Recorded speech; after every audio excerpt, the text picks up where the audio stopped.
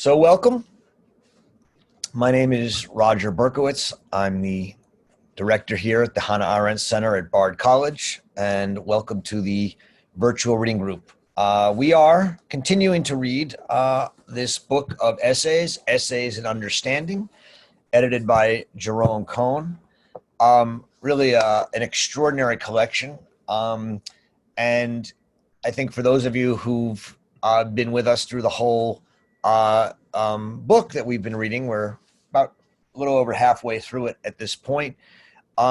You've gotten a sense of not only a philosophical but a historical scope of Arendt's writing, starting from when she was really an unpublished early writer to now entering the work of the 1950s after she's published her first major book, The Origins of Totalitarianism, and is now both enjoying the bit of notoriety from that and beginning to rework on it so that she will write the second edition of The Origins, which is going to be significantly different than the first, and then eventually leading up to The Human Condition, her second great magnus opus.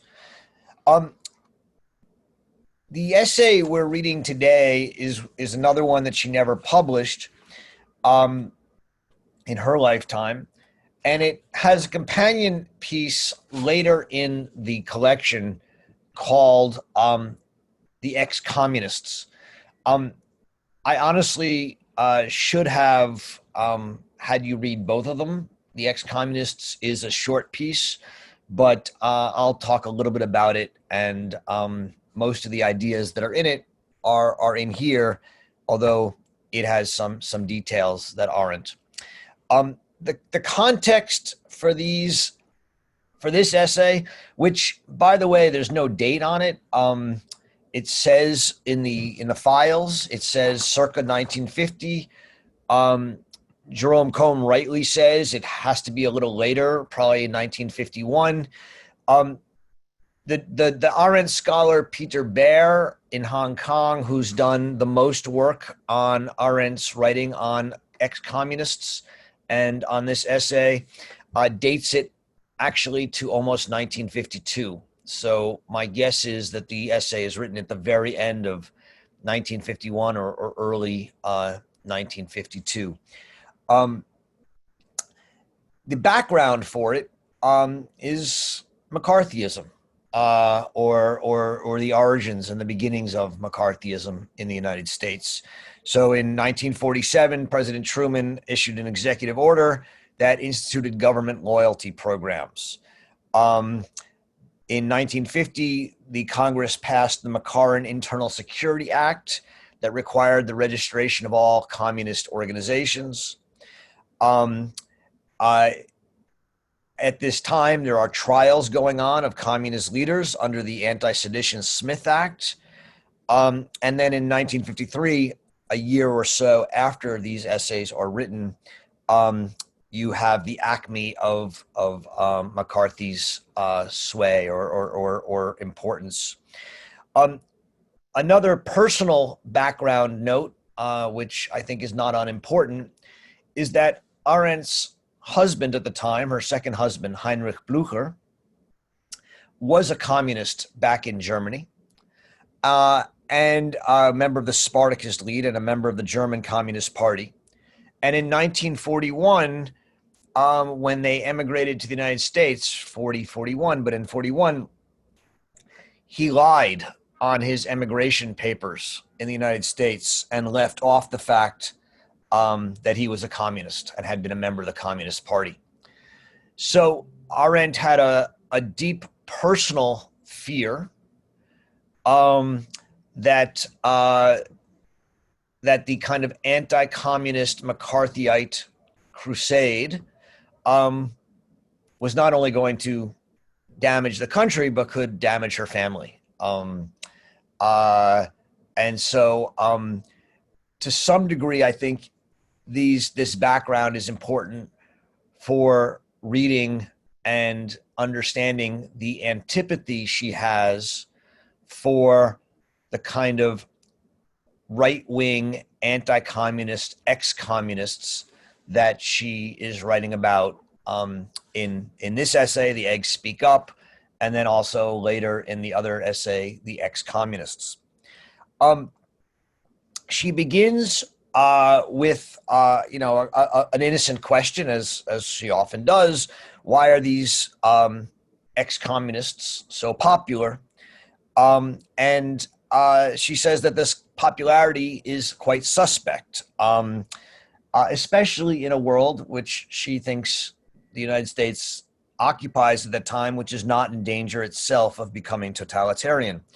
Why is it then that these ex-communists, these people who used to be member of the Communist Party and now have rejected it, why have they become so right-wing?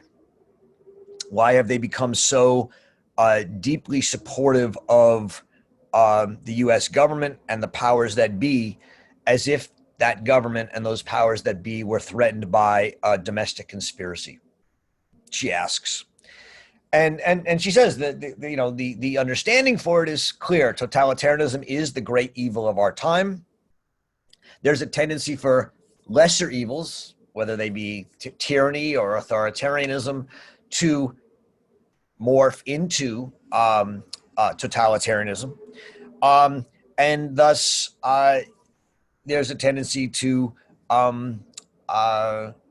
say that all lesser evils will lead to totalitarianism, and that we should focus explicitly on this question of authoritarianism and totalitarianism. And so the ex-communists will often say, look, don't get so upset with the United States. If they abuse a little power here and there, keep your eye on the ball. The eye on the ball is Stalin, is totalitarianism, is authoritarianism.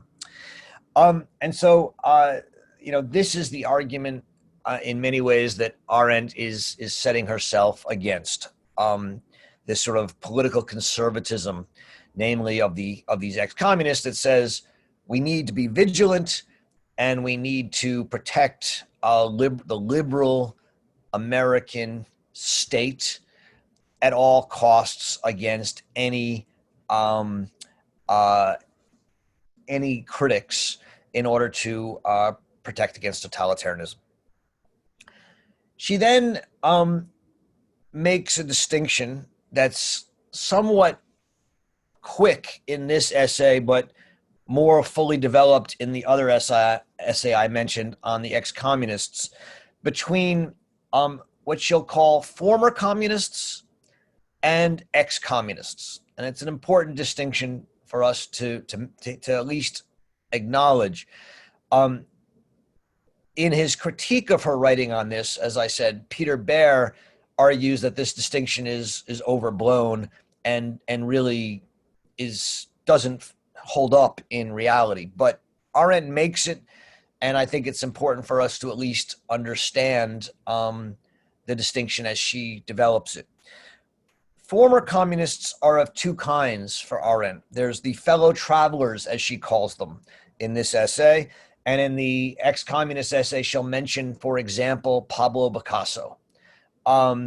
Picasso was a great painter who, she says, happens to have fallen for communism, but communism was not a big part of his life.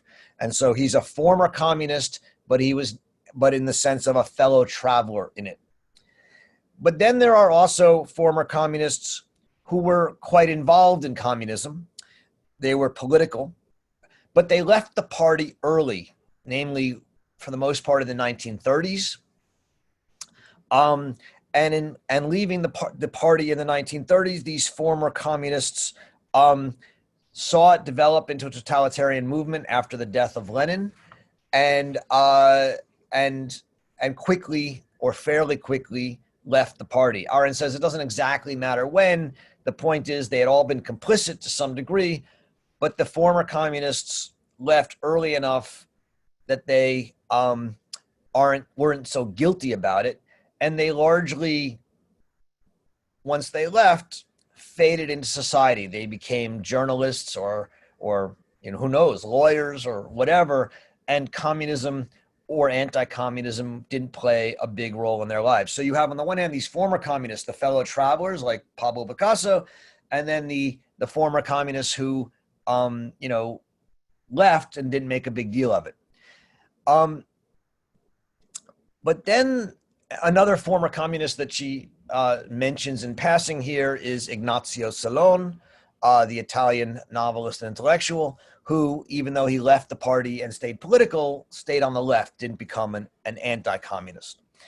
The ex-communists, which are the people she really is angry at or has a beef with, if you want to put it in those terms, the ex-communists are what she calls the Bolsheviks reborn.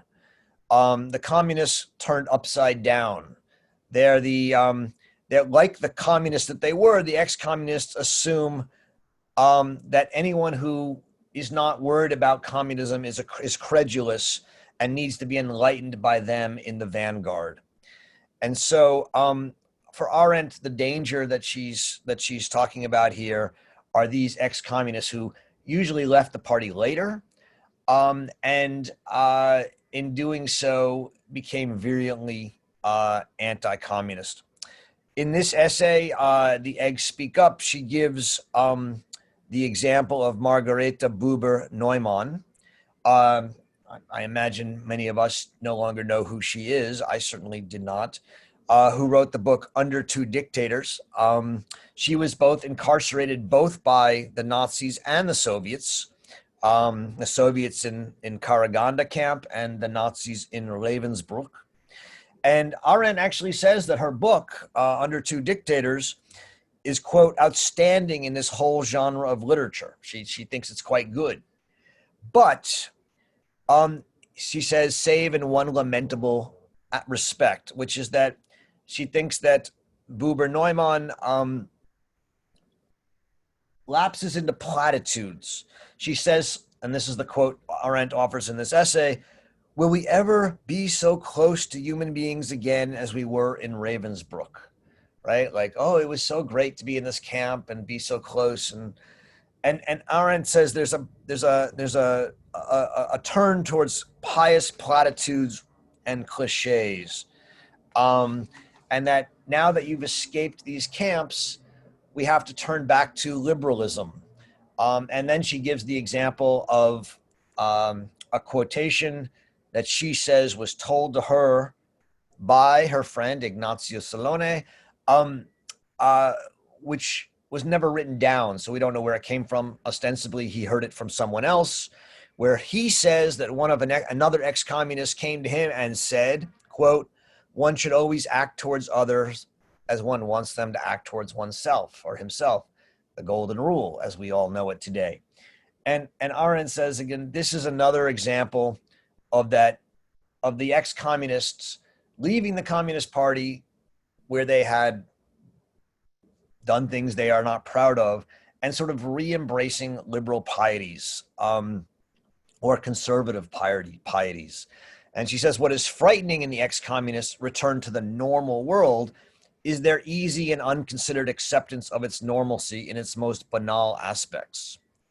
It is as though they tell us every day that we have no other choice but that between totalitarian hell and Philistinism.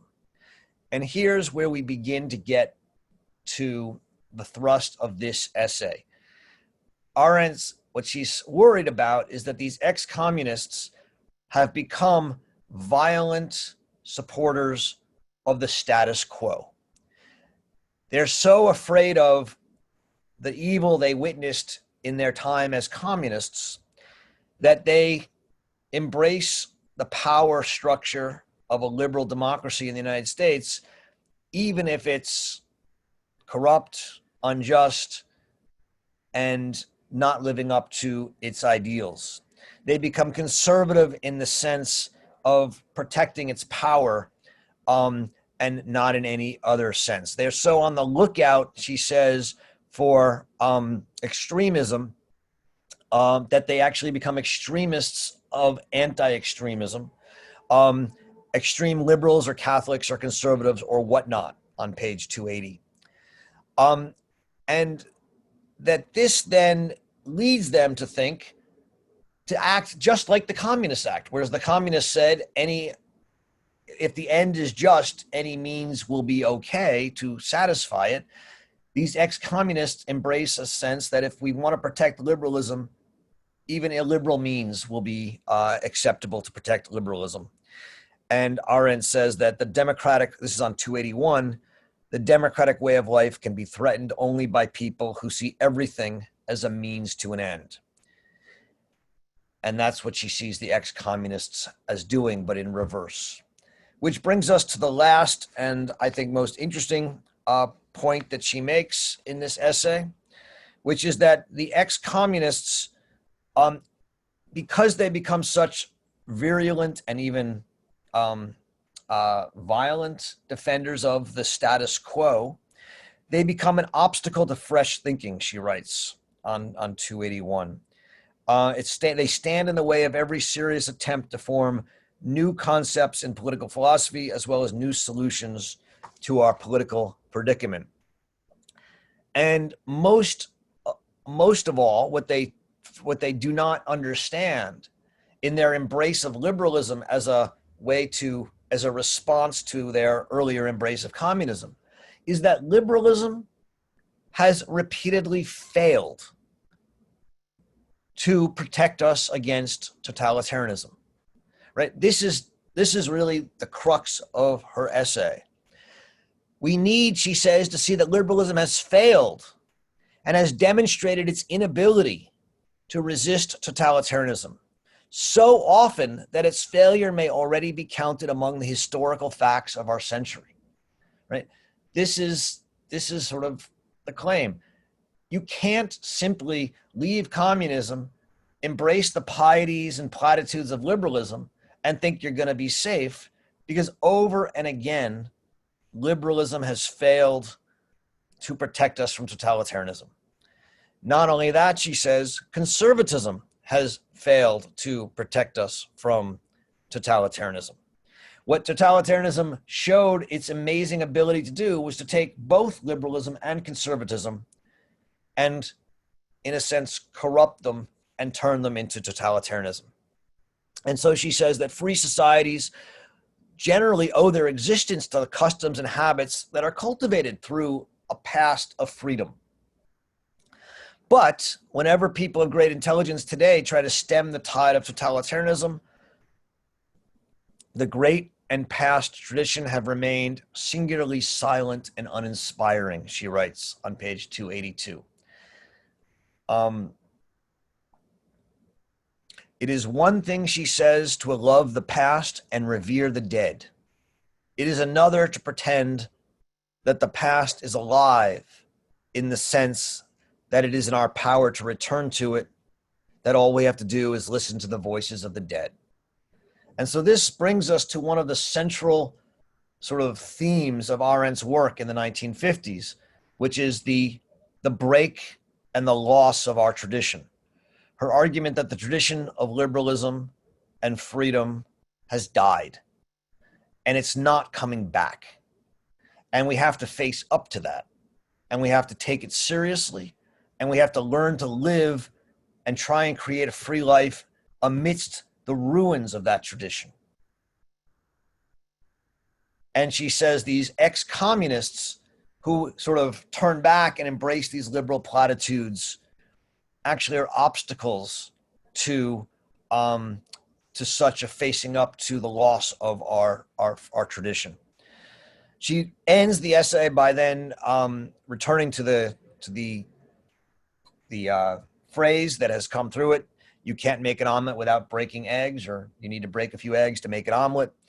And she says that this actually has its roots in the liberal tradition, in the tradition of fabrication, of technical activity, and that we can make our world better, the very idea of a progressive liberal society, but that totalitarianism takes it to its extreme.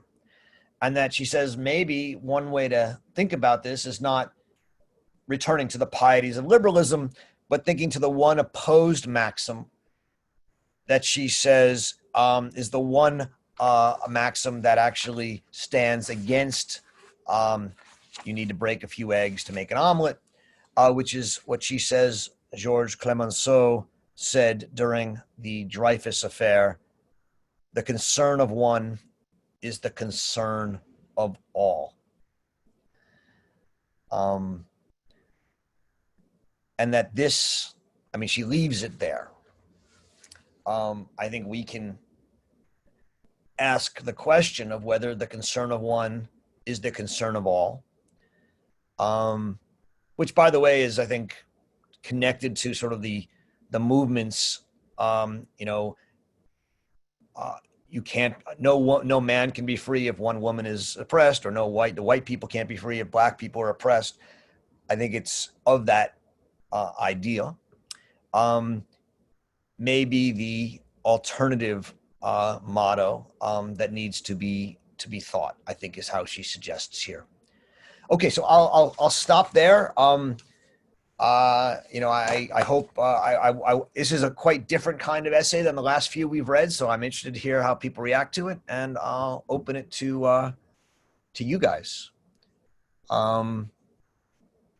Great. Ben, you want to start? Ben Holmes? Sure. Thank you. Thanks, Roger.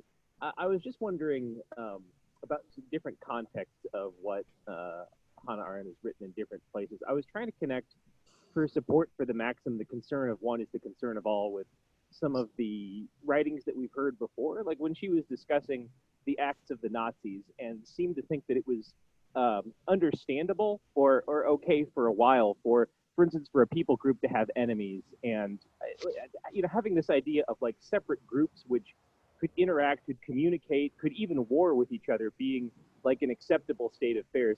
Has her view morphed, or is she talking about this is only within the context of America? Or I'm just trying to connect those two. It's a good question. I mean, so when she says in other essays and in the Origins as well, tyranny is something different. It's part of history.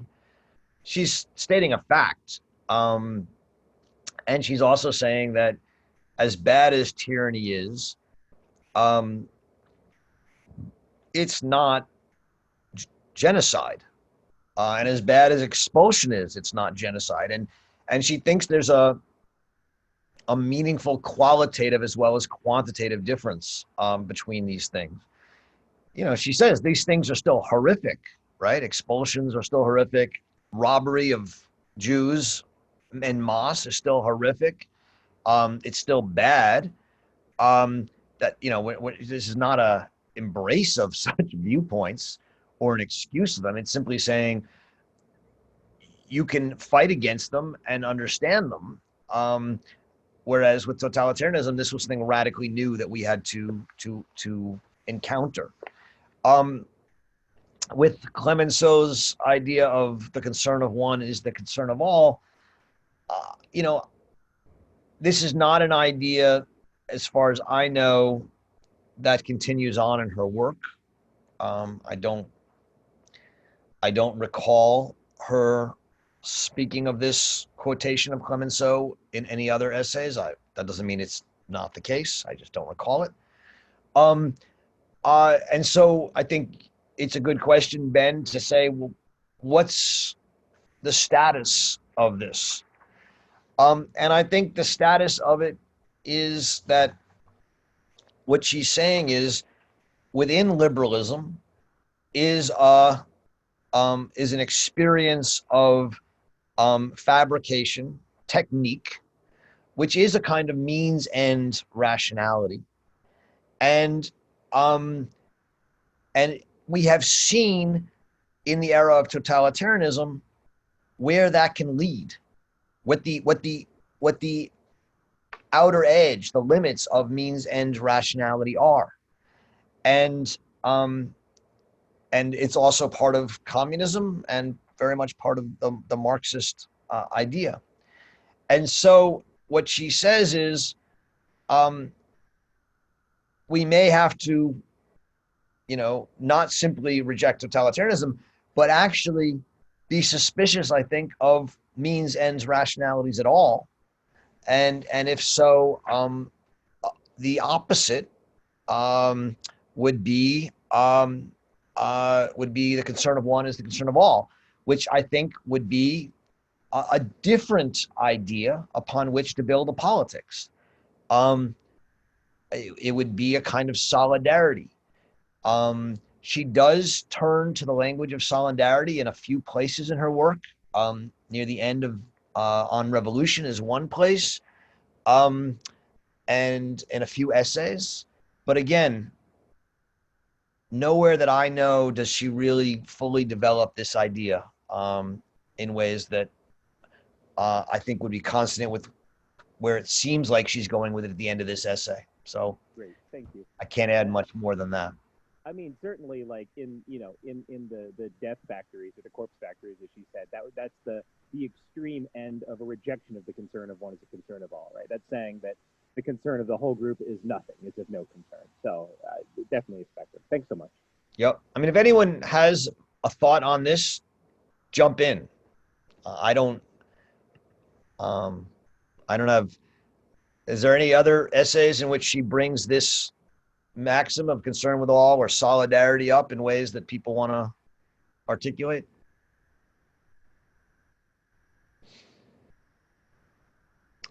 All right.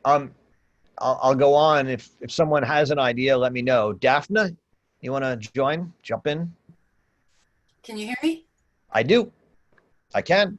It's just a quick one, but it appeared on the chat and it was bothering me throughout the reading of this essay that she's basically saying that we can't use conservatism and we can't use liberalism to fight the horrors of fascism and totalitarianism. And that's something that Stephen leaped in with a question that is sort of what I was struggling with. And so I'm wondering, does she have an ism? I know she objects to isms, but what would she use to fight these forces? That was all. Yeah, I mean, her again. So I'll give two answers.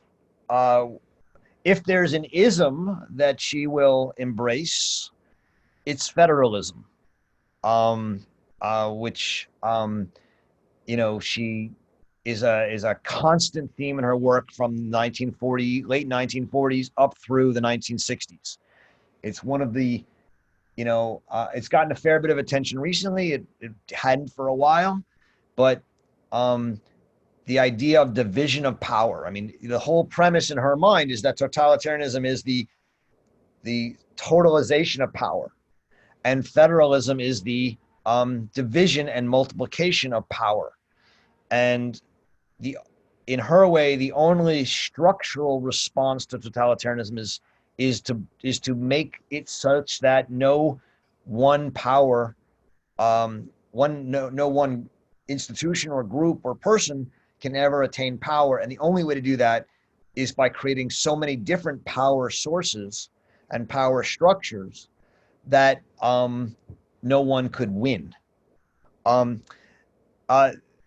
The other answer that she has is not an ism, but it's that given that what totalitarianism demands is going along with a movement and going along with a mob, she raises the question at numerous points in her work whether thinking, and she means by thinking from the perspective of others, to stop and think, to set yourself apart from the mob, whether thinking is the one thing that can protect us from totalitarianism.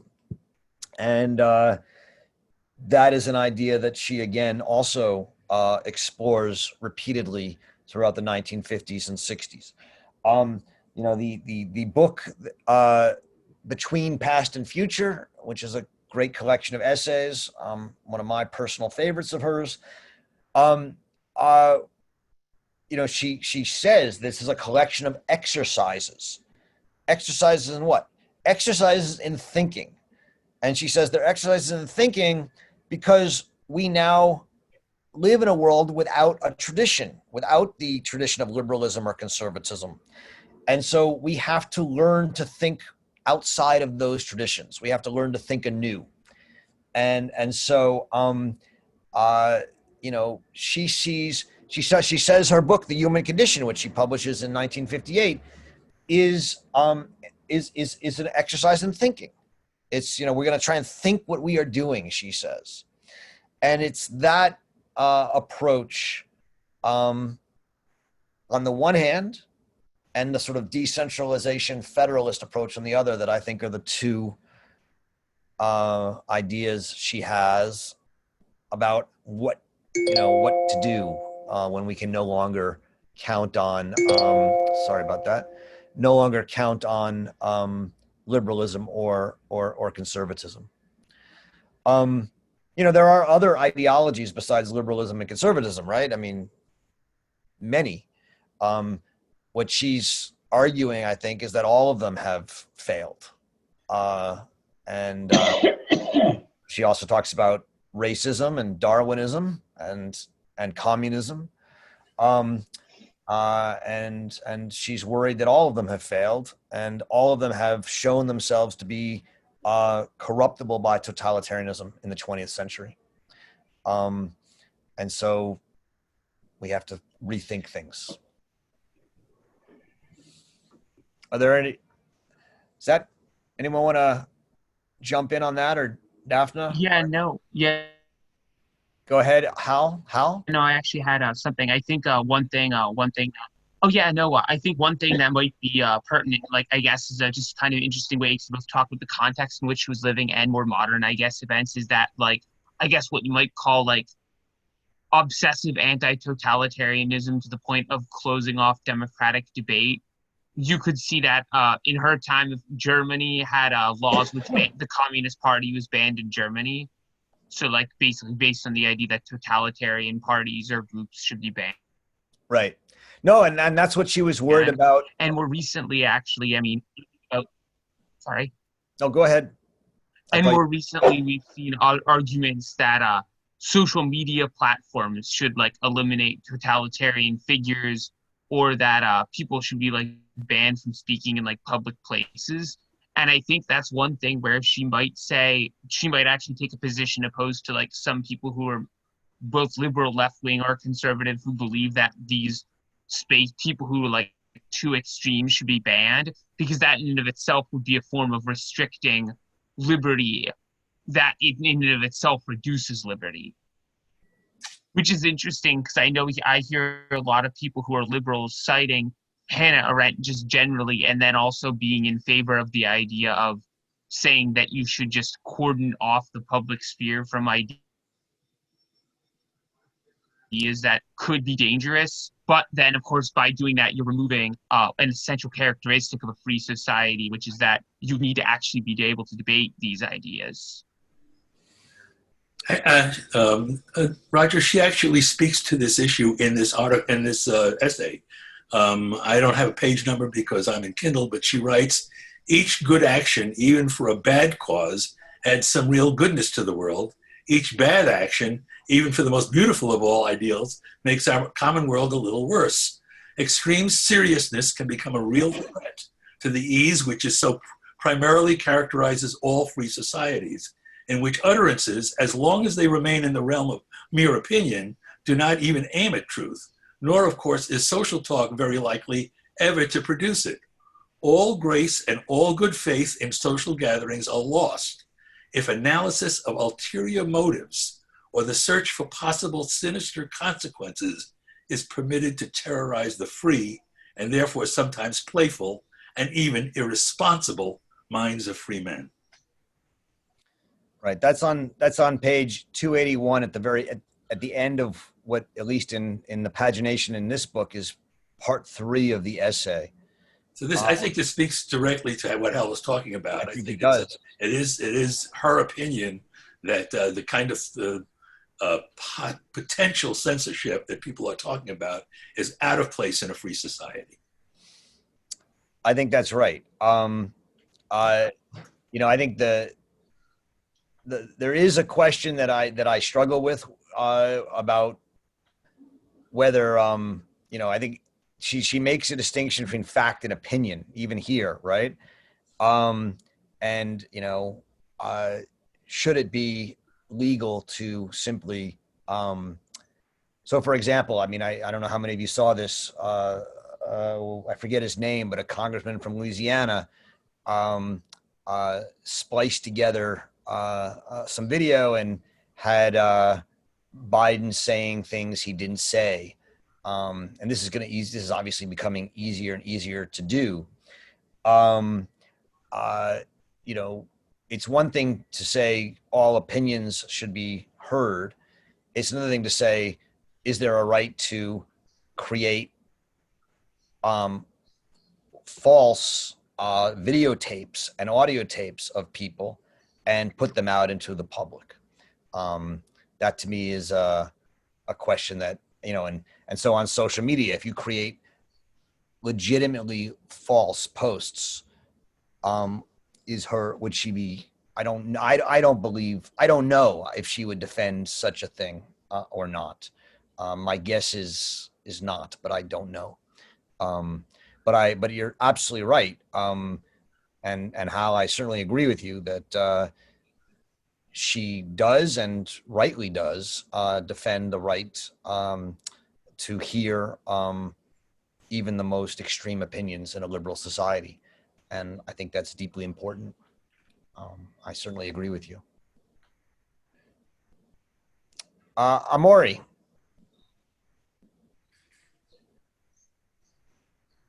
Amori, you here?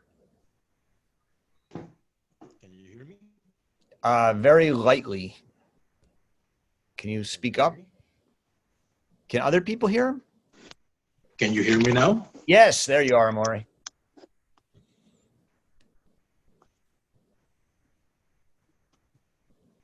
I heard you for a minute. Okay.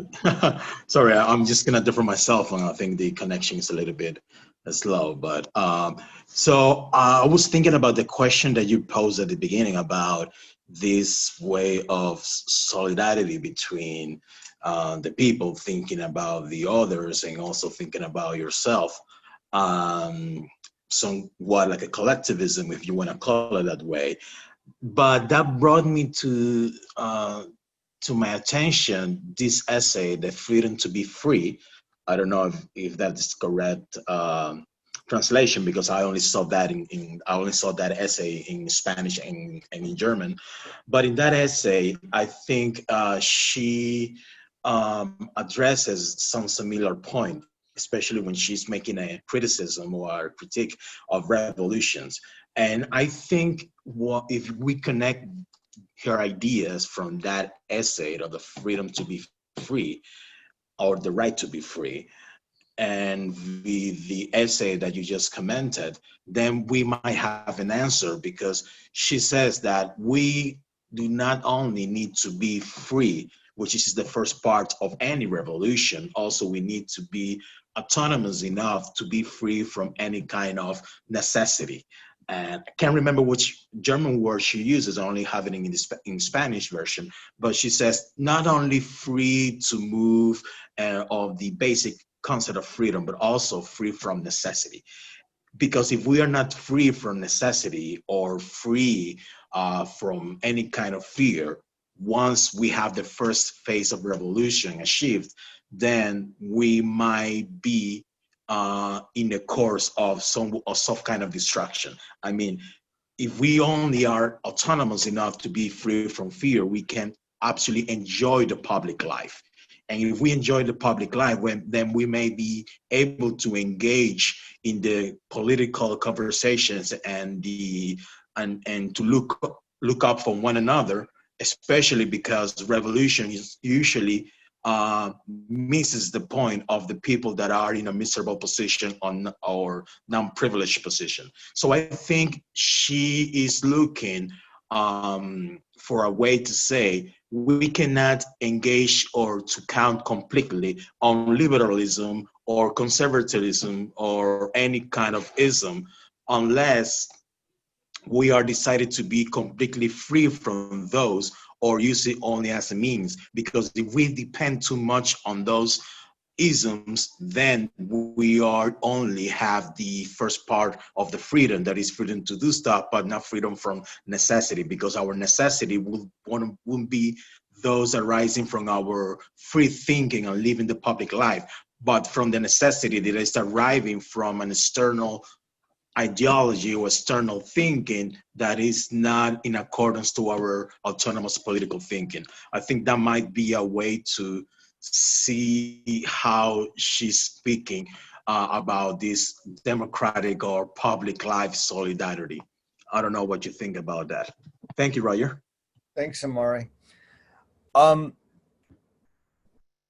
It's an important point and question. So, on the one hand, Arendt is wary of bringing what she calls the social question too much into politics, right? She thinks politics should be concerned with freedom, as you said, the freedom to act, the freedom to speak and act in public in ways that matter is the way I like to put it. And that if you're too concerned about getting food or other things or wealth, you don't actually take up your freedom. But as you also said, in order to be free, you have to in some way be free from necessity. And she'll make a distinction that a lot of people don't like, but at least we'll put it out there, between misery and poverty, right? Where she'll say that if you're miserable, you're caught up in necessity and you can't be free. And so that a free society has to do away with misery. But people can be poor and still also free. And you don't have to do away with poverty. I mean, she doesn't put it exactly in those words, but that's the point.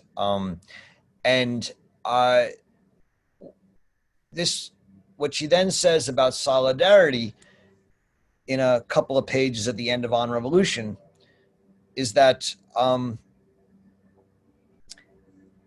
you can't create solidarity if you attack any group in society, whether it's the poor or a certain race or religion or the rich. And that she thinks the mistake of the French Revolution is that they created the people by excluding certain people, namely the rich, the wealthy, and that solidarity has to include all people within a political community.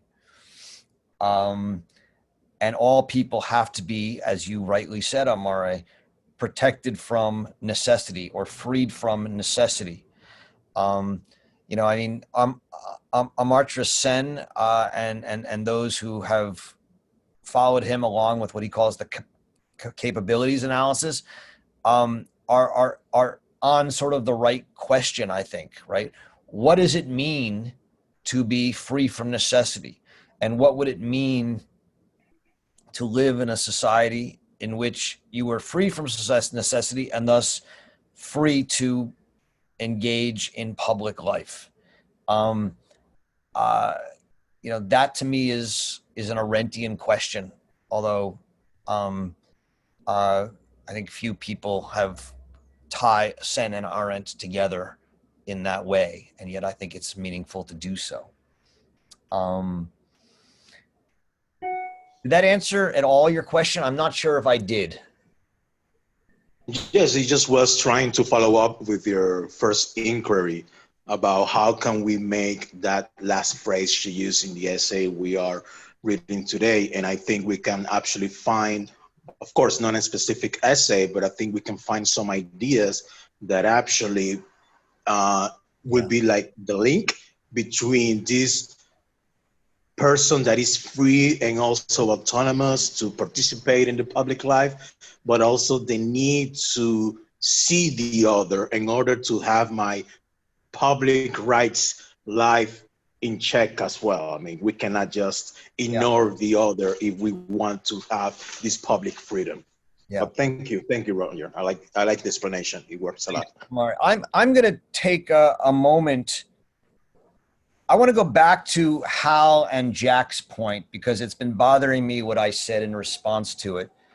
And the paragraph that Jack turned us to on, which is at the end of part 3. So if you're in a Kindle, you can find it at the end of part 3 of the essay. If you're in the book, it's on page 280 to 281. I want to go back and look at that paragraph again. It's there's a lot in it, and I don't think I did it justice in our first explanation. So the paragraph begins on 281 and 280. I'm sorry, 280 to 281. And she says, annoying as this fervor of the ex-communists may be, it is not dangerous. It becomes dangerous only if it's applied to existing political institutions or bodies politic, verbally transforming them into a cause whose realization by definition lies in the future. So the ex-communists become dangerous when they turn existing status quo institutions into a cause, and they justify them in the same style as they used to justify communism, and says that the end justifies a great many other disreputable means. She then says at the bottom of 280, democratic society as a living reality is threatened at the very moment that democracy becomes a cause, because then actions are likely to be judged and opinions evaluated in terms of ultimate ends and not on their inherent merits. So that's an extraordinary line. I mean, you know, to those who want to defend democracy and they make democracy a cause, they will justify all sorts of things in order to defend it. And I think that has to be thought through. She then says the democratic way of life can be threatened only by people who see everything as a means to an end. That is, in some necessary chain of motives and consequences, and who are prone to judge actions objectively, independent of the conscious motive of the doer, or to deduce certain consequences from opinions of which the holder is unaware. So here's some of the questions that really I wanted to come back to. The democratic way of life can be threatened only by people who are prone to judge actions objectively, independent of conscious motives of the doer. Right? This is something we're seeing all over the place today, right? In languages of microaggressions or other things, that people are sexist or anti-Semitic or racist or what you have you, not based on, simply based, not on, irregardless or regardless of their intentions or motives. And then she continues, in the simplicity of everyday life, one rule reigns supreme. Each good action, even for a bad cause, adds some real goodness to the world. Each bad action, even for the most beautiful of all ideals, makes our common world a little worse. Extreme seriousness can become a real threat to the ease which so primarily characterizes all free societies, in which utterances, as long as they remain in the realm of mere opinion, do not even aim at truth. There's an extraordinary insight here that I think we'd all do well to think about today.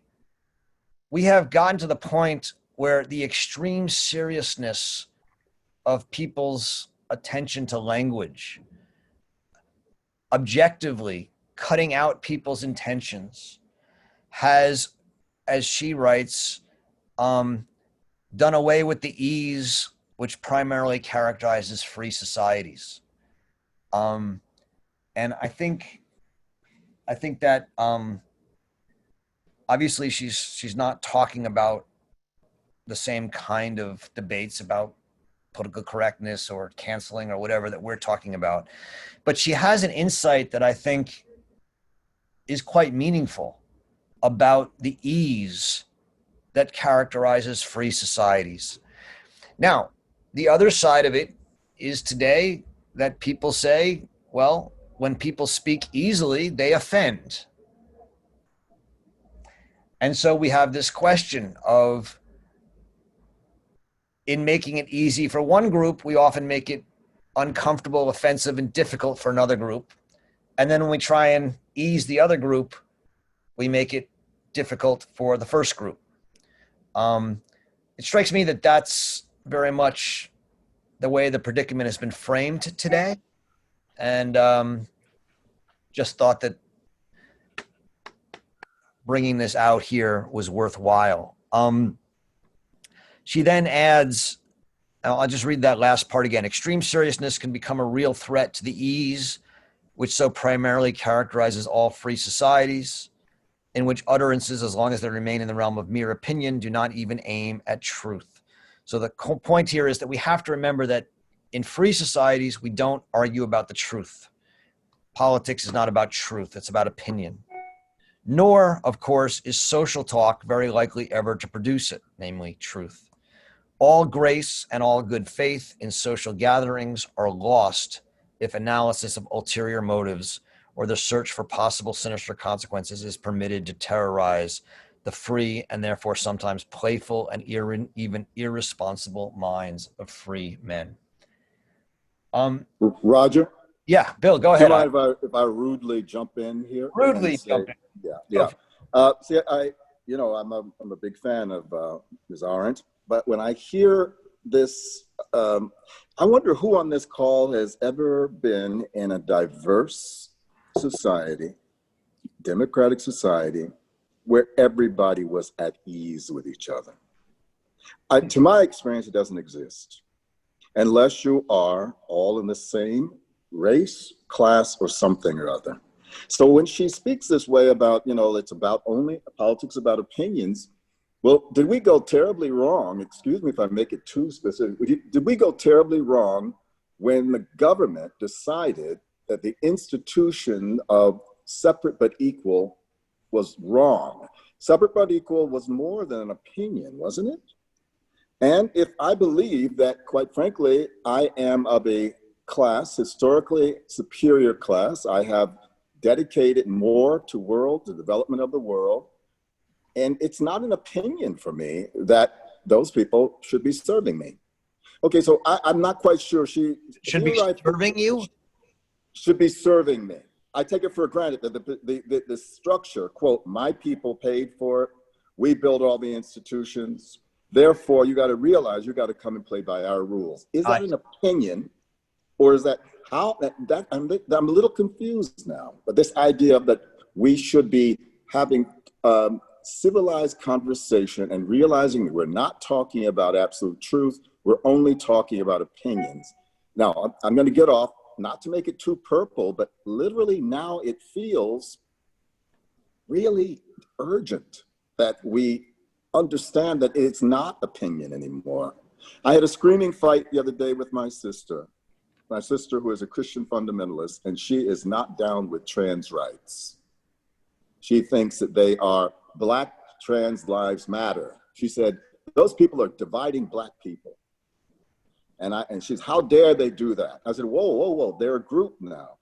Hillary Clinton, I went through the litany. We once said civil rights are human rights. Hillary Clinton went to China. She said, women's rights are human rights. And then we talk about gay rights are human rights. And now, so is that opinion?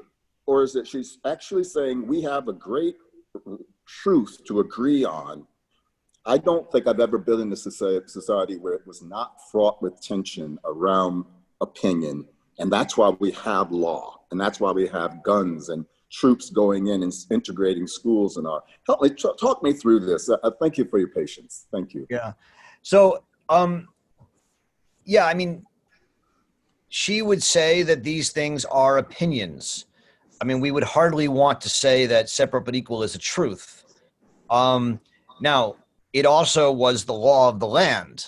And what opinions can be persuasive or unpersuasive, but they can persuade a majority, and in persuading a majority can be accepted as law and therefore have power and have meaning in a society. So to say that something is an opinion doesn't mean it's a mere opinion, because the opinion can have quite a lot of power behind it. What's at the reason she wants to insist that it's an opinion and not a truth is because opinions can always be argued with. There should never be, you should never say that any opinion, whether it's we are all equal or separate but equal, is a truth. These are opinions that we have to constantly argue about and either support or oppose based on our judgment of them. But she doesn't believe that any of them are God-given truths. They are accomplishments of mankind, right? The idea that all men are created equal is a lie that we have politically thought valuable, that we've been trying to accomplish for 300 years since it was first uttered, and still have not yet accomplished. But she thinks it's one we should seek to accomplish politically. But she doesn't think it's a truth. Now, does she have anything that she does consider truth? I quite frankly grew up believing that how is it? Arc of history is long, but it bends toward justice, and we must bend it. You know, it seems like a natural law. Does she believe in any natural laws that transcend opinions? I mean, she makes a distinction between rational truths, or mathematics and things like that. But certainly in politics, her answer is no. She's not a natural law thinker. In that sense, she may agree with some of the opinions of the natural law thinkers, but she doesn't believe that they are truths. She believes they are opinions. Could I quickly butt in? Yeah, please do, Rob. Didn't she praise Edmund Burke's work? I was trying to find it in Origins, but I remember reading it, and I don't know if she labels it as truth, but I think she does promote the idea of having kind of traditional institutions, and our inheritance of those institutions kind of give us a meaning or a stability in the world. Well, she's a big fan of certain of Burke's ideas. In this case, that Burke ties the rights of Englishmen not to natural law, but to tradition, and to the history of a people. And so, so just to go back to Bill, to the point we were just discussing, she would say against people like Rousseau and Locke, she says the advantage, when Rousseau and Locke say it's a natural law, the answer is, of course it's not. Where does natural law come from? And it's never been the case. When Burke says treat people equally, it comes out of a history and comes out of a tradition, and that's a lot more powerful than natural law. So that's partly where she prefers someone like Burke to the natural law. Right? Can I say something? Yeah, but just could everyone mute your mics if you're not speaking, because I'm getting some external noise. Go ahead, Susan. So what Bill was saying reminded me of a poster that was in the office of someone I worked for a while that said, it had pictures of babies, a black baby and a white baby, and it said something like, we're all born equal, baby. After that, it's up to you. And I thought, well, not really. We're not really all born equal. We're born into very different circumstances. And sort of going back to what you were saying, Roger, it seems to me that the struggle is to, in fact, create an environment in which people can be equal despite their birth, because we're born into societies which have been historically inherently unequal among different people. So I just wanted to add that. Thanks. Note. I wanted to jump back to something else Bill said about this concept of ease. And I feel sometimes Arendt throws out this conclusion that she makes, and I'm not sure where this ease is supposed to be found, but I certainly agree that I haven't experienced it, let's say, even in all white conversations.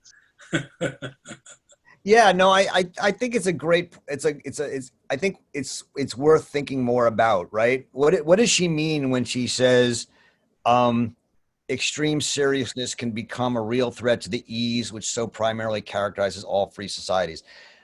I mean, on the one hand, I think we all can recognize, as you just said, Susan, and as Bill said, a lack of ease that we're in certain social and political situations. And yet I think we all also, I hope, have had some experience of being in a group where there's freewheeling banter. Let me be a little, where there's freewheeling, meaningful discussion that is uncomfortable. And yet we're at ease because we trust each other. And it strikes me that that's what she's talking about. It doesn't mean, I've spent a couple weeks this summer with relatives who are Trump supporters. Oy. And, we avoid a lot of topics, but every once in a while we get into it. And, it's not easy. It's not comfortable. And yet there's an ease that we have, that we know that we both respect each other at the end. Now, maybe, I think that's what she's talking about. I don't know, Bill, if you're talking with your sister, if there's that ease that even if you disagree, at some point you're still brother and sister. I don't know where that stands with you, but I think that's what she's meaning. And what she's saying is that in a free society, it's not that it's easy and comfortable, but in the end, there's an ease that comes with knowing that even if we fundamentally disagree, we all have the right to speak our opinion, listen to each other, and treat each other as equal citizens. Roger, would the answer to I thought it was Stalin who said, "Oh, the eggs have to be broken." Not an answer, but another one is that I heard a lot growing up among young guys: might has right. Yeah. Now that's a truism, or is that something? And if that's the case, that might has right, I understand very clearly how one can get from being a liberal to being a totalitarian. If I believe I have a better idea about society, I think I will send you to the camps, you to the camps, you to the camps, because it is all about, do I have the power and the right? Now, so once again, when Ms. Arendt is writing about a very genteel society, it seems, for a person who has survived the Second World War, she has a very calm notion about what this world is. So might has right. How does that fit into this? Let's now talk. Is that an opinion? The opinion is I'm going to pound. Can I interject? That's not really something she recommends. Might is right is something she might object to strenuously. And I don't think that it is used as a maxim or a recommendation.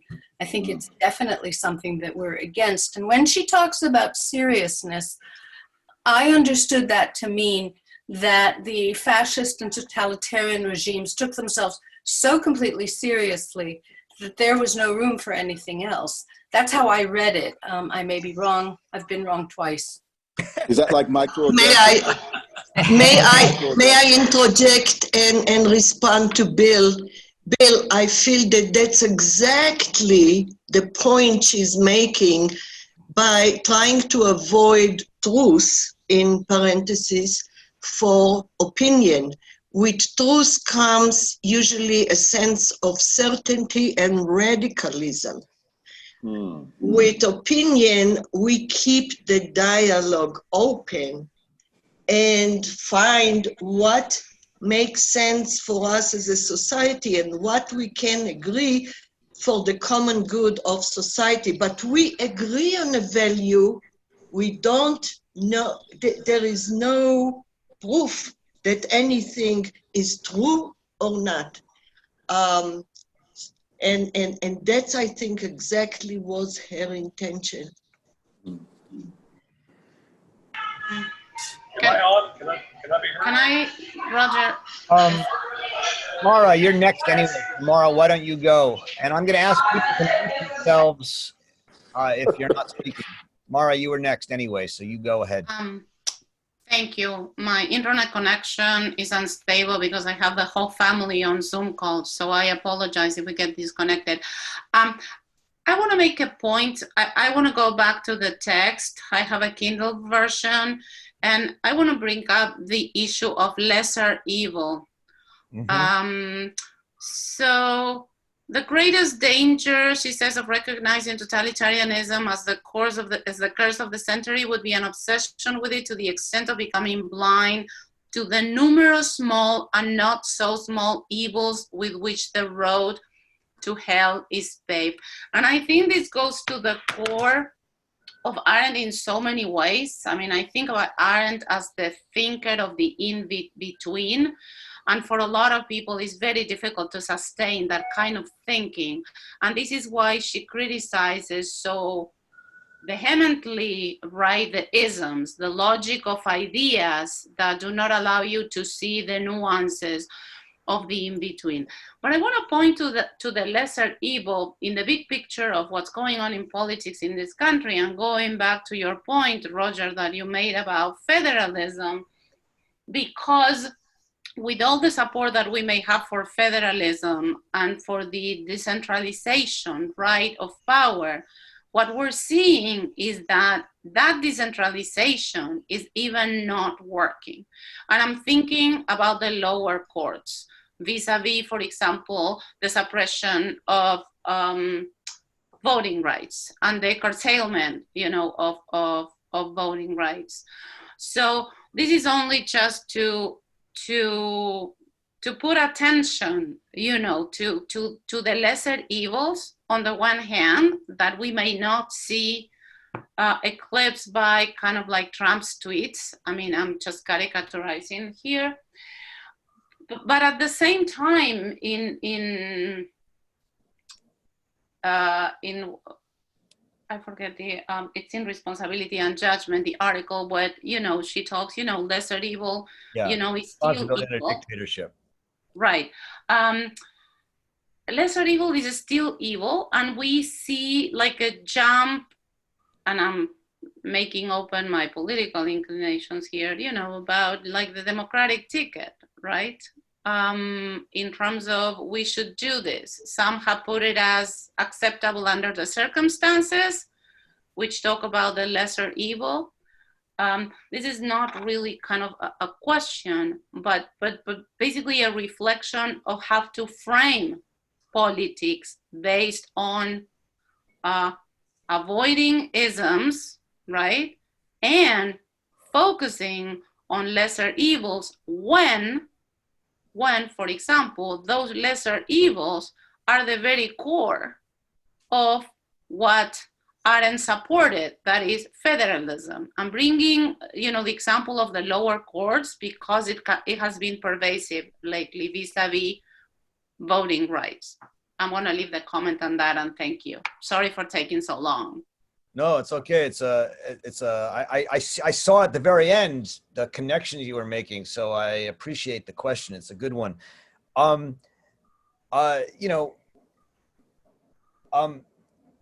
Within federalism, or with any system, let's not even call it federalism, with any system of the dispersion of power and the multiplication of power, you're going to get a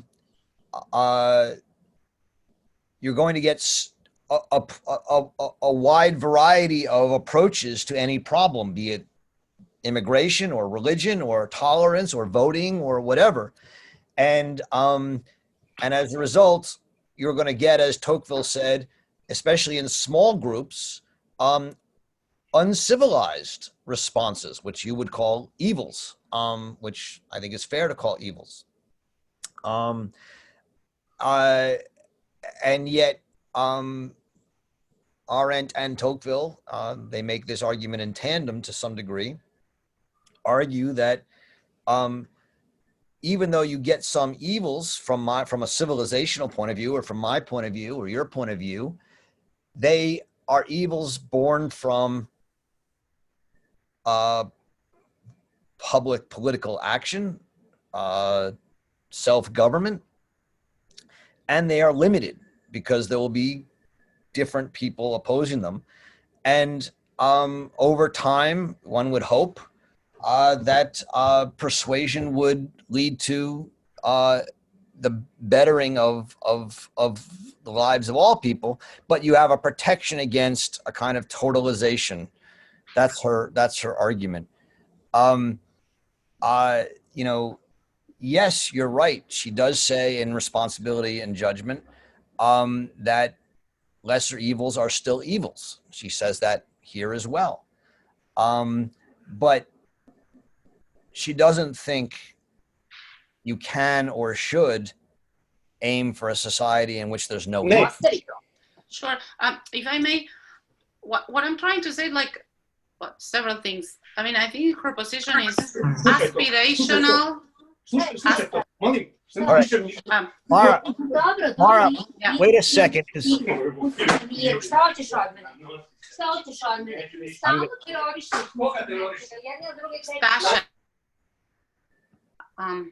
All right, go ahead, Mara. Sorry.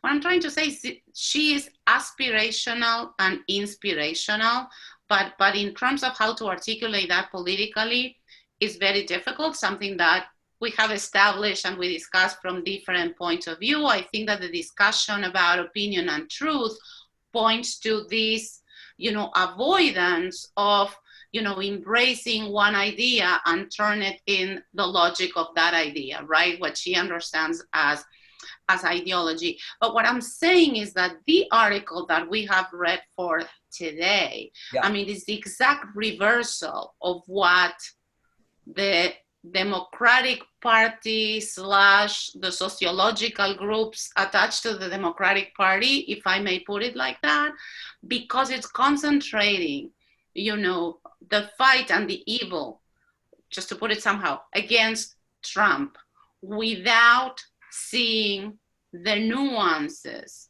you know, or focusing energies in nuances throughout society to understand, one, why that happened, two, how there are other instances, you know, in which these changes are going to be pervasive, and you name it. I mean, this is a huge, what she's saying about the ex-communists or ex-communists is like what the Democratic Party is doing in terms of reversal today with Trump. Let's get rid of Trump. That is what Biden is saying. And that's it. I'm going to leave it at that. I know, you know, I don't want to monopolize anymore the conversation. Yeah, I mean, I think the right, I don't want to get too political, but I think the right analogy would be the anti-Trumpers, right? The never-Trumpers from the Republican Party. Some of them could be something like what she calls ex-communists, insofar as they, you know, they're basically saying everything to get rid of Trump. You know, I think Biden, I don't think you can say that about him. He's got other agendas, many of which the never Trumper Republicans don't like. I mean, he's got a quite liberal, progressive at times agenda. So, you know, I don't think Biden himself is simply a one issue never Trumper candidate. I don't think that's the way I agree. read. I agree with that. No, that I agree. Okay. Well, go on to Fran. You are next. Thank you, Roger. Yep. I'm going to mute myself. Yep. Thank you for taking my question. I also want to go back to the text.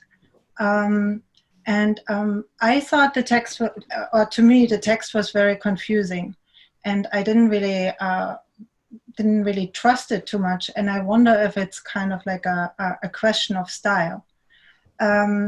Because what I thought was like on one hand, she uses proverbs and she analyzes them in kind of like or gives them a intellectual analysis and then calls them pseudo-wisdom.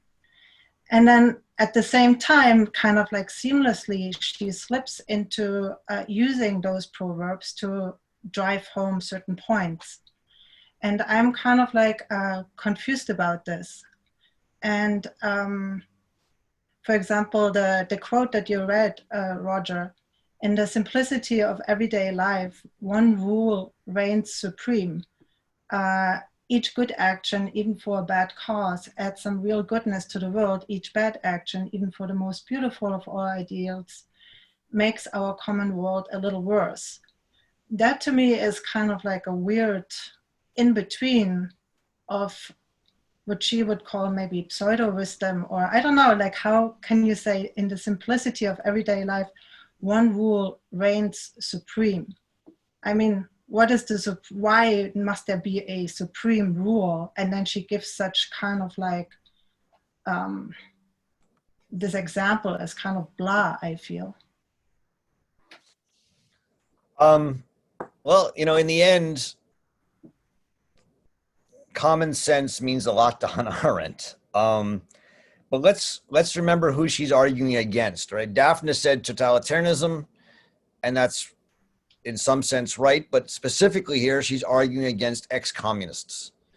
She's arguing against ex-communists who say the United States is perfect, or it may not be perfect, but we have to defend it. If you don't like it, leave it, and stop criticizing it. And so she's arguing against a kind of absolutist defense of the status quo power order, in the name of, you know, the ends justify the means. And what she's saying is, in the simplicity of everyday life, good actions for bad causes will do good, and bad actions for good causes will do bad. And we have to be honest with that. We can't simply say the ends justify the means. I'm not sure it's much more complicated than that here. I think what she wants to say is that if you so fully embrace this idea of the ends justify the means, you will continue to justify bad things that make the world worse. Not sure it's much more complicated than that. And as a result, she says, well, this is all within the discussion of that the democratic way of life, she says, can be threatened only by people who see everything as a means to an end. Because what if you see it as a means to an end, what you'll then say is, we can do anything to preserve this democratic life, including, you know, all sorts of bad things, which will in the end do away with the grounds for democracy. But I don't know, maybe I'm misunderstanding the thrust of your question, Fred. You earlier mentioned like the attentiveness to language, and Yeah. I kind of like I feel confused about her use of proverbs, or kind of like this wisdom that she sometimes says like is a crystallization of Western philosophy, and at other times calls like a sort of pseudo wisdom that Philistines use. And Right. maybe I can be more concrete when I ask, what is the origin of the word Philistine, and how does Hannah Arendt uses this word, and how do we use this word today? Well, Philo is a friend or a lover. Steen. Does anyone know what a Philistine? Did I pronounce it right? Philistine. Oh, you pronounced it right. I'm just trying to remember. I think it's a people. It's Palestinians. Yeah, well, the Philistines now is a condensation term to people who are simple and ignorant. Mm-hmm. It came basically from the ancient Philistines, which were kind of condemned in the Old Testament, you know, by the Hebrews. Right. Samson killed a bunch of them with the jawbone of an ass. That was yeah. So it's a simplistic, unsophisticated people. So Fran, restate your question now. Say that again. I would like to know, who are these Philistines for Hannah Arendt? Who are these people she describes as Philistines? Where does she use the word Philistine? Hold on, I will have to do a word search. Oh, I see it. It's on page 280. She says, "It is as though they tell us every day that we have no other choice but that between the totalitarian hell and Philistinism. That this is made emphatically clear by the peculiar fervor on which Salone rightly insists in telling a story, the enthusiasm with which the banalities of Philistinism are offered to us." So what she's saying here is that the ex-communists, when they return from communism to the normal world and they utter these banalities, Philistinism is another word for a love of banalities here.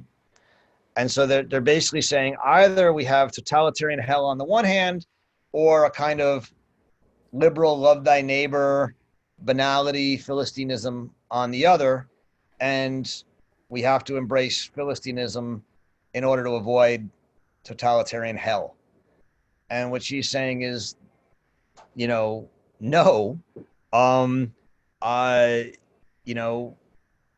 she says fighting for the values of Philistinism is new indeed, and one can hardly be surprised that it is warmly welcomed. That does not mean that these ex-totalitarians who have discovered their love of respectability are Philistines themselves. Their very fervor indicates only too clearly that they are really idealistic extremists who, having lost their ideal, are on the lookout for substitutes. So what they're saying is they've embraced liberalism in a simplistic way as a substitute for their previous totalitarian communism. If that helps. But can I just ask one more thing? Isn't she, like, in a way embracing these banalities too? That was my initial question when she summarizes Stalin's contribution to socialist theory with you can't break eggs without making an omelet. I think it's very funny, but it's also so funny because it's so banal. Yeah. So that's actually an excellent question. Because Arendt is in many ways throughout much of her work embracing a kind of free or liberal values. But what she would say is you can't embrace them based on pieties or cliches or banalities or on the tradition even. You can no longer say this is part of the Western tradition or make America great again or make the West great again, because that tradition is over.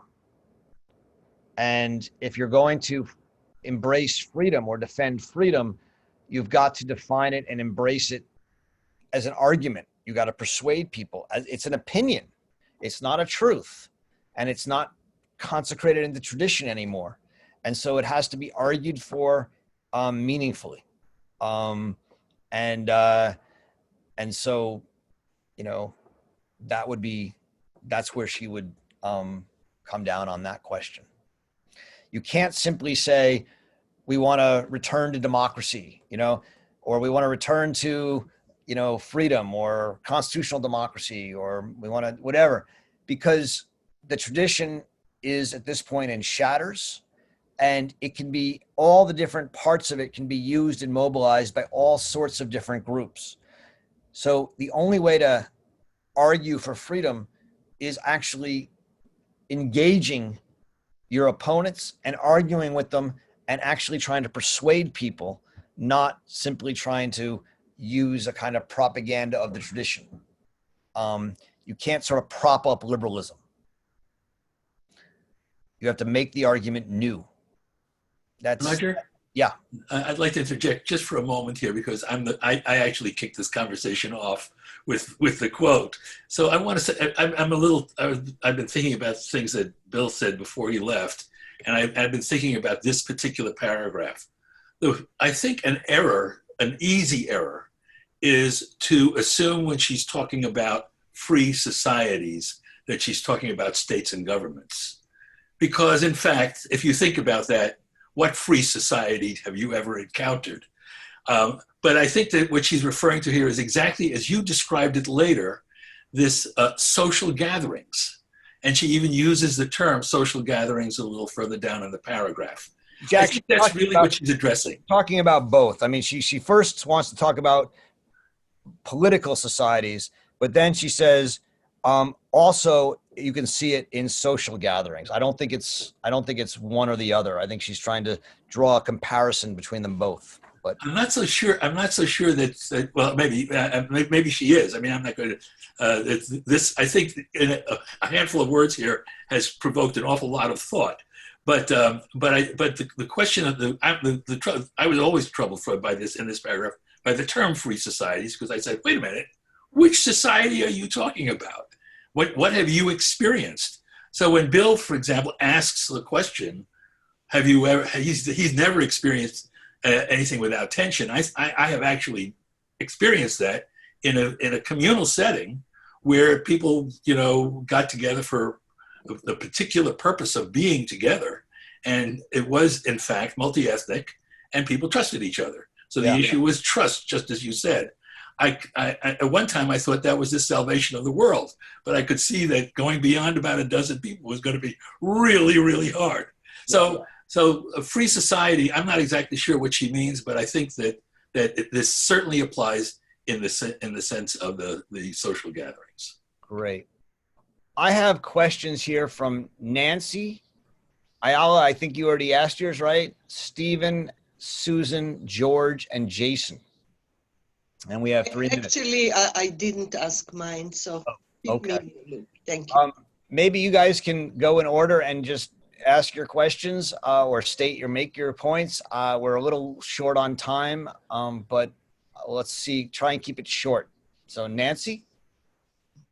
Okay. For one thing, I think that the emphasis on the here and now and kind of is connected to this kind of being in the moment and not having some kind of abstraction that you sacrifice everything to, that there's this dialogic quality to so much of Hannah Arendt's writing that I felt, especially in the Men in Dark Times, where there was this kind of willingness to listen to the lives of people whom she did not agree with on many fundamentals, but there was a kind of giving voice to the other. And I think that permeates her work, although it doesn't extend to people that she completely finds irredeemable. It's even in the Eichmann book that there's a certain not squelching of the voice of the person that she's examining or critiquing. So I just wanted to mention that I think it has a lot to do with her focus on engagement now and the here and now. I take that as a good point. Thank you, Nancy. Ayala?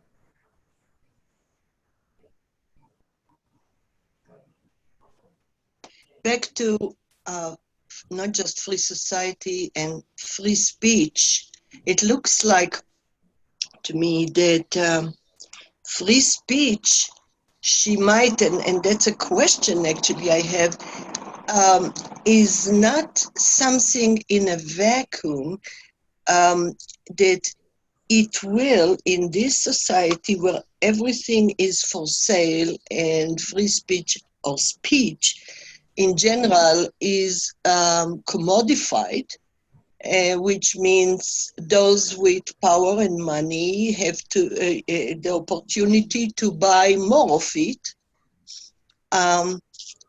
And as a form of influence, that free speech has a different meaning in this kind of society.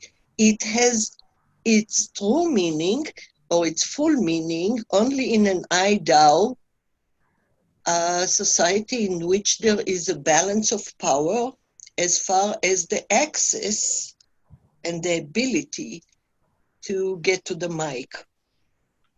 So it goes back to the free society. So it will mean, first of all, not a fascistic regime, of course, but also not a regime that is based on this rogue capitalism in which you can buy power and money. You don't have to oppress and enforce it.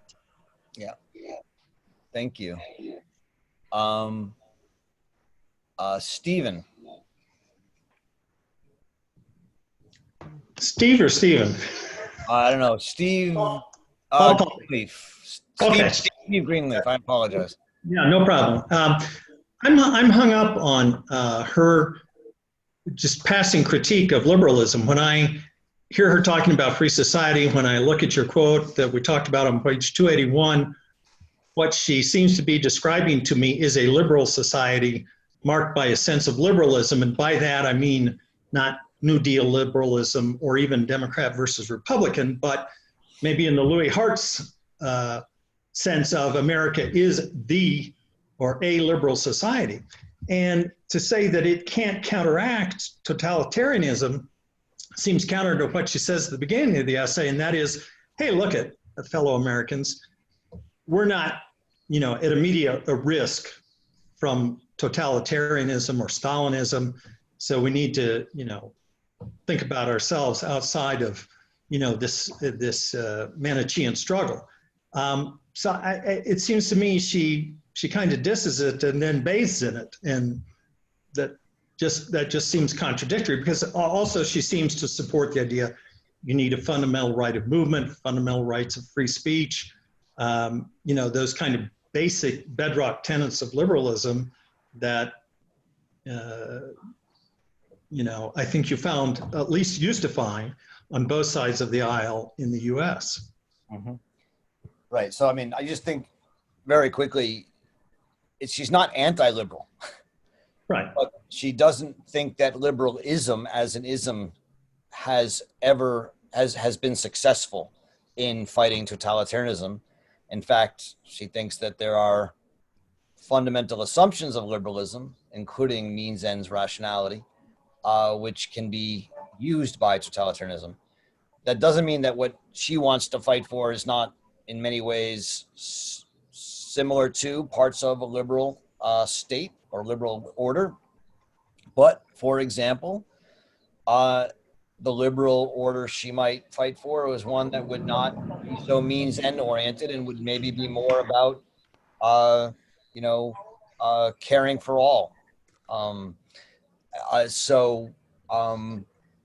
In any case, however you fight for it, it can't be fought for as part of a tradition, that this is what we've had and we have to preserve it because the tradition has been broken.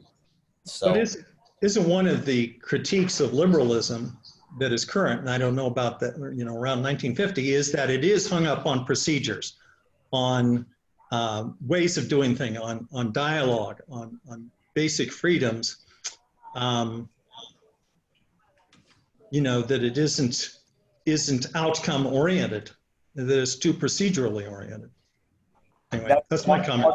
That's one part of liberalism, and I think what she would say is that part has shown itself to be able to be corrupted by other parts of liberalism, that allow for a kind of fabrication and creation of new orders that totalitarianism is able to make use of. Again, she's not arguing against liberalism as in the sense of we want freedom and procedures. She's simply saying that dedicating oneself to liberalism is not going to work as a response to totalitarianism because we've tried it many times and it doesn't work. That's her claim. Now, you're right. We haven't tried it here and have it fail yet. And she thinks it won't fail yet at that time yet. So maybe that's a counter. Maybe there's still enough of a tradition, that is in the United States that she thought would resist it back in 1951 or 52 when she wrote this. So that's a possible way to think about it. But I think I just want to say quickly, like Arendt is not a liberal. She says in 1972, I am not a liberal. And she, in many places, argues against liberalism. She does not actively support liberalism in any way. She's against liberalism. I think her primary critique of liberalism was the way in which liberalism, she saw liberalism historically conceptualizing freedom as freedom from politics. And for her, her understanding of politics and what freedom is participation in politics. So I think the way, if you want to think about it, a lot of people have tried to save Arendt as a liberal thinker, but she's not. I mean, so I think if you are really dedicated to that, if this is like the hill you want to die on in reading Arendt, then you can say, look, there are certain values that get ascribed to liberalism, like freedom of speech, that she totally supports, but she doesn't support it as a liberal value. For her, that's just a political principle that has to do with the plurality of politics and what it means to share the world together. And this is part of her overarching critique of ideology. The problem with the ex-communist is that, if you're an ideologue, you just trade in one ideology for the next, and no ideology is going to deliver us to a more free society. So it's about trying to drive us into a place where we actually have open and free thinking based on political principles and not upon systematic ideological systems. What's the difference between a political principle and ideology? I mean, that's just one thing I'll throw out, but the other thing I was going to say is this does bring into question, like, the word liberal and illiberal are kind of deployed in ways which are kind of confusing these days, because it's like, on one hand, it's considered illiberal to like be against freedom of speech, but then of course, is that like a liberal, are these virtues like liberal values? Like, what's the difference between being for liberal democracy between being for like Enlightenment values or something like that? Or human, like, I think a lot of these ideas have been conflated by both people who want to prop up liberalism and liberal democracy as like the only way of organizing society that isn't totalitarian. So by conflating all these other good things with liberalism, or things that a lot of people agree on, like freedom of speech, then that's just used as an excuse to say liberal democracy is the only thing that can uphold these. And then on the other hand, it's like you're saying somebody's illiberal for being against. Liberalism itself is a strange word. I don't know. Sorry. No, I mean, just to say quickly, I mean, there's a lot in there. For Arendt, just to ideological thinking is a way of thinking that does not move from experience in the world, but moves from ideas. It is literally the logic of an idea and the desire to create some form of ideal society, whether that's an ideal democratic society or an ideal fascist society or an ideal communist society. For her, if you try to create a politics that moves from ideals and ideas of some utopia that doesn't exist, your politics isn't going to reflect reality. And so she is trying to argue for a form of politics that moves from our everyday experiences in the world. And I think this goes back to what Roger was saying before about federalism and the way in which we end up constituting our politics on a day-to-day basis. And her fascination with federalism is that, she really believes politics should take place at the most local level possible, right? That we should be actively engaged in politics, that there's a good in politics, and that it should move from our experiences in our communities and in our daily lives. And I think it's just to emphasize that, it's against ideology. Any form of ideology is going to be bad in her book. I just want to add something. Ideology is more related to logic, Samantha, than to ideas in Arendt. Sorry, I just want to clear that point. Unfortunately, we're going to have to wrap up. And I know there's still some people who didn't get to ask their questions or comments, so I apologize about that. I did promise, though, that we'd give a couple minutes to talk about books that people wanted to read in the next iteration. We still have a couple more weeks of this book, but are there nominations for a future book that we might want to read? They were made in the chat. Actually. Origins was suggested, Roger. I can't hear you. What? Origins was suggested in the chat, I saw. I'd like to do the human condition because I've been, I think, with the group for 2 or 3 years, and I guess you had done it just before I started. Other thoughts? That's actually the one major work I haven't read. I'd be interested in doing the human condition also. Is anybody? I will go for human condition also, Roger. I'm starting to hear a consensus. I don't know if that's true or not. I'm for that. I'm for that too. Yeah, Roger, I think there's still several people from the chat. I don't know how many people have changed their minds who wanted origins, recognizing that it was read before, but that certainly doesn't preclude reading it again. I did change my mind. I say OT and then I moved to human condition.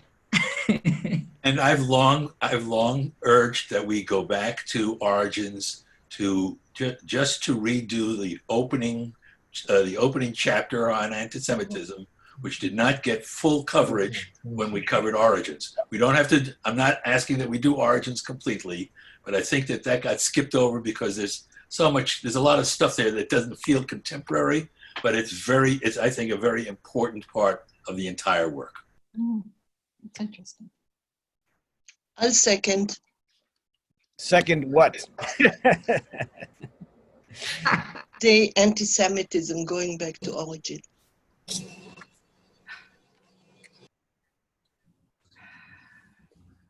So, you mean this section on anti-Semitism? Because it's 3 sections. It's a section, but then there's multiple chapters within the anti-Semitism section. I meant the entire section. Okay, that's what I thought you meant. I was going to say, when we first did the book, we did it very rapidly. Maybe, guys, given that it's 2:45, maybe Sam, Roger, maybe you guys could send out, some sort of poll or something that we wouldn't just have this sort of. All right, we can do that. So I'm basically hearing it's between the origins and human condition. Yes. Did anyone make the case for the promise of politics, which is a great series of lectures and really opens up good thinking about the world we're in today? Mm-hmm. If you want to do a vote, Roger, with you can use the hands function at the next meeting, because there are a lot of people that attend, so maybe their votes count more than the mailing list, and you could do it that way. Okay, we can go in both those directions. Let me think about it. All right, Promise of Politics, which I don't think we've ever read. Origins or Human Condition. All right, that's a good choice. I mean, Promise of Politics is short, but we could certainly do it. I will. Sorry, Roger, that's one of the reasons I suggested, because, it'd be nice to get something done in a short period, and then we can go to something bigger. I forget when this one is going to end. I'm just going to look. Never, like COVID. This one, and how this book is going to take us through November 6th. Oof. So, but there won't be any more sessions after November 3rd. It's all over in America, isn't it? Yeah, I know. Oh my God, that's right. We're meeting the day after, the week after. You're going to be busy out in the streets with Molotov cocktails. You're probably right. I hope so. Roger? We could do either the anti-Semitism section alone or Promise of Politics, probably in December, November, and then switch to the human condition in January, February. That's one option. So. Besides the option, Roger, is there any way to share the chats? Because it's very difficult to pay attention to the conversation and all the very insightful comments in the chat. I mean, you share the videos, but the chat are very rich. So can I just say, it's very, Mara, you can just click select all and copy and stick it into a Word You document. don't have to do that. I couldn't do it. I tried. If There you are three don't dots want next to the three file dots. There's thing. the three dots save chat, and it appears in a folder. And the folder is, if that's what type of computer you have. If you have a PC, you can actually, at that point, you can just, depending on your settings, have it open, and the whole chat's saved there. That's what I did.